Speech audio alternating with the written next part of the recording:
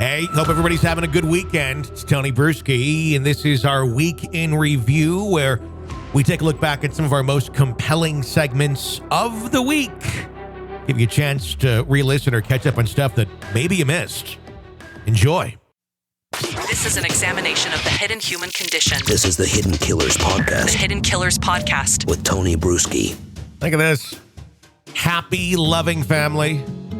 A mom, dad, two sisters. All the opportunities to grow up and succeed in life. An interest in criminal justice. You're going to college.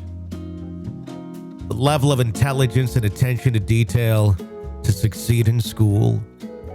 Succeeding in school so much that a professor calls you one of the best students they ever had. But what?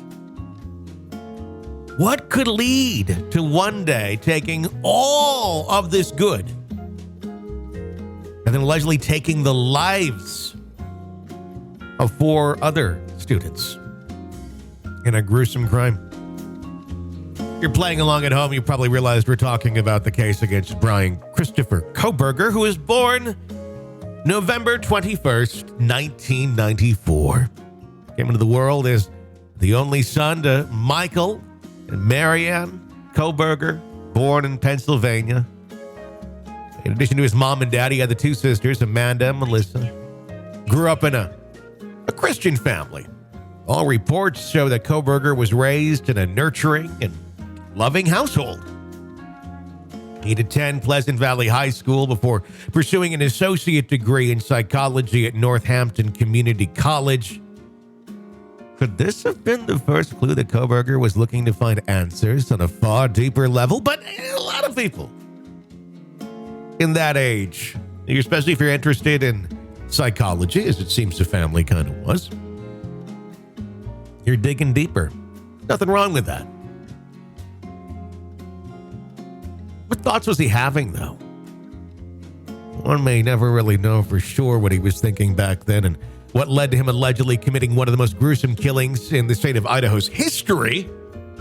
We did have some of that evidence pointed out to us in some of his online postings, which we found. But let's take a look more at the actual education and some of the things he was doing in his criminology classes. A little trip down memory road, if you will.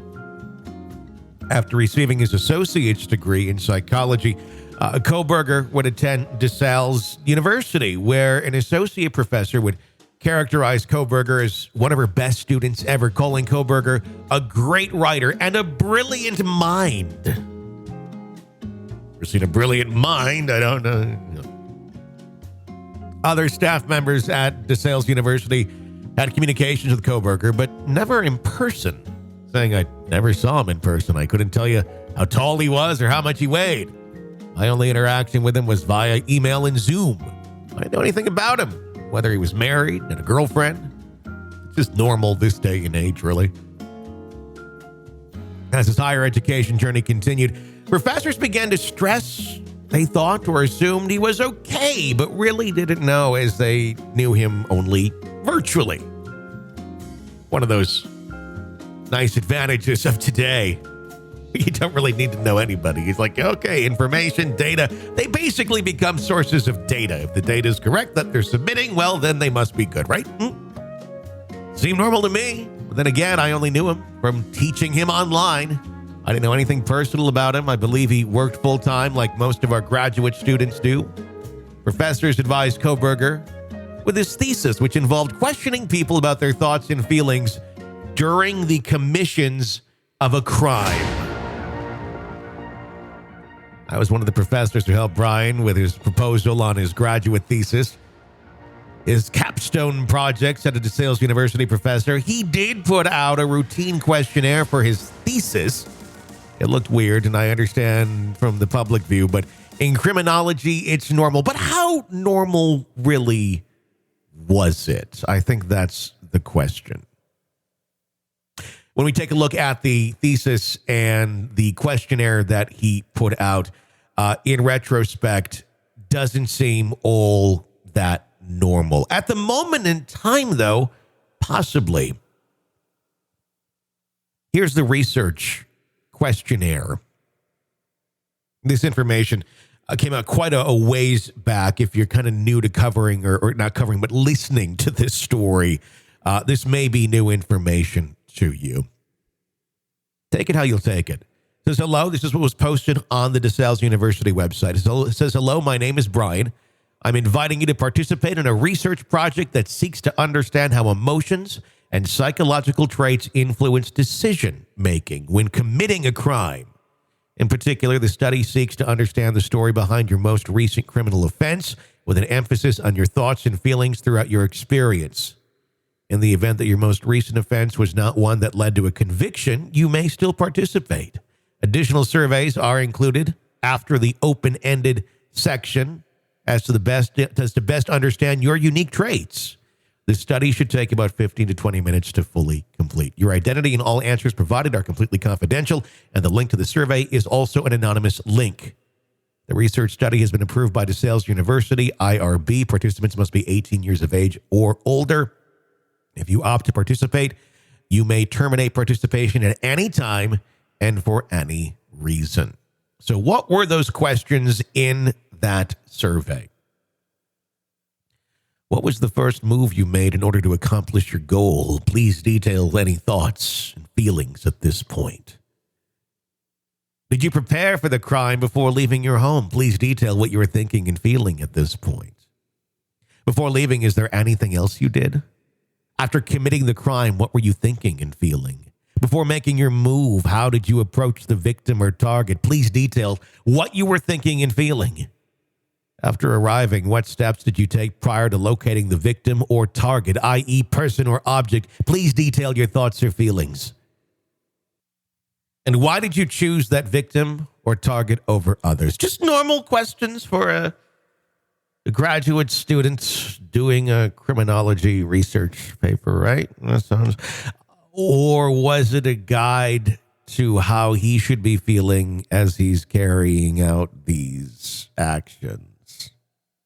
From someone who's already self-admitted that he doesn't have feelings in an earlier online post from when he was younger, not recognizing empathy, not recognizing joy, just almost having to take cues from everybody else and how you should feel when doing anything, from hugging your grandparents at Christmas to, committing that crime or stalking people. These questions very specific, and almost assuming that whoever he is interviewing is someone who is stalking someone, who is premeditatively planning a very dark event. It's not just your average, I'm going to go steal some stuff from the Quickie Mart. This is written very much in line with the alleged crimes that he was about to carry out. Now, hindsight is, of course, 2020. It's easy to look at that and make those sort of assumptions there. It's a criminology theory called script theory. It's a normal theory on how and why criminals commit their crimes. That's what one of the professors said. And in theory, yes. But when it all lines up with Kohberger, it's a little more creepy. From Northampton Community College to DeSales University to Washington State University, a native of Pennsylvania who attended schooling in his home state, what would be the reasoning of him obtaining his PhD on the other side of the country? That was another question that's been brought up. Could it just be an attraction to the prestige of the Washington State University Criminal Justice Program? Or could it be an attraction of an evil kind? The opportunity to carry out all the examples of crimes he learned about as a student.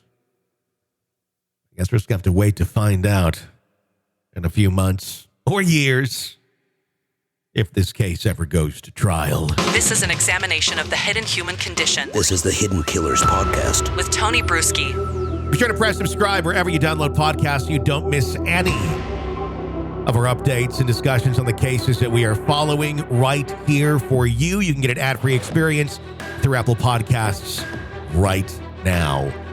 My name is Tony Bruschi. Thanks for listening.